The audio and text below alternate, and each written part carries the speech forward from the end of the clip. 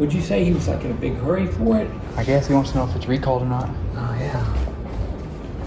How can you tell again? So, got a cheat sheet. Hold on, I got it even better. Shimano just sent me this email, and Really? they've got this app. It's like you type in the code. Let me see here. Type in the code, and it's got like some. This is a hyperbolic X-ray delamination inspector. Let's see. Let's first put in the code.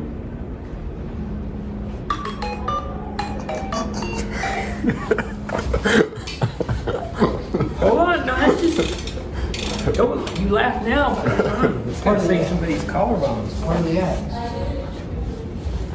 So, you know, turn crank 360 degrees 5 times, and put device 3 inches away.